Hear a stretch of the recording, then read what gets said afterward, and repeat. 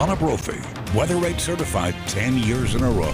All right, time now for that full forecast on this Friday. Chief Meteorologist Donna Brophy standing by with the latest details. Yeah, in northern Utah, we're seeing something that we haven't seen in a while. It's wet weather. Live look at our doTERRA camera showing downtown Salt Lake City. We've seen showers on and off along the Wasatch Front. Those scattered storms continuing to track through northern and central Utah. Those wicked winds just relentless down there in southern Utah, with several advisories still holding on at this hour. We get a split weekend with a drier day and a wetter day, and that wet weather will come knocking as we close out the weekend. This is a look at that rain. Doesn't it feel good to see that rain? This was Davis County. So glad that they were able to pick up some of that moisture. It's all triggered by the storm over to our west, which continues to actually trigger the wet weather moving from south to north as we watch it move from Utah County towards Cache Valley. Active skies in eastern Utah as well. Let's zoom in.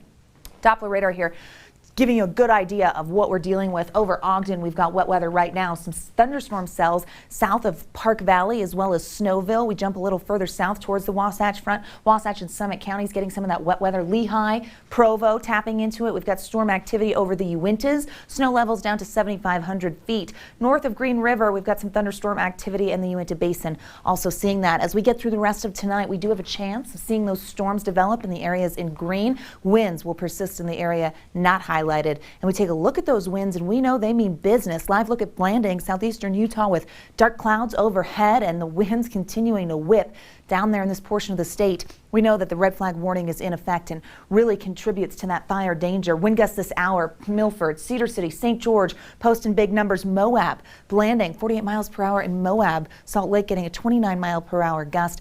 Those associated with the storms rolling through. Red flag warning in effect. This will hold until tomorrow at 9 o'clock. That means we've got that high fire danger and a wind advisory on the eastern side of the state. We have a wind advisory in effect right now for a bulk of Utah that does include the West Desert.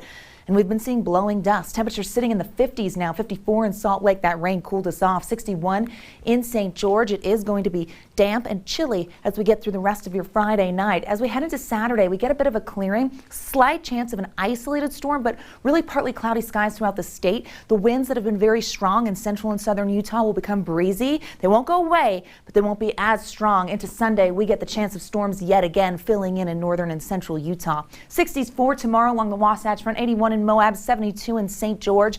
You will see cloud cover, but it won't be as bad as we're dealing with today. St. George 7-day brings back the warmth on Monday, getting back to the 90s by Tuesday.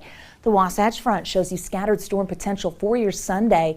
Coolest and wettest day of the next 7, and then we warm back up as we head into next week. Scattered storms still out there right now, so be careful if you're going to be out and about. Glenn, Emily, over to you.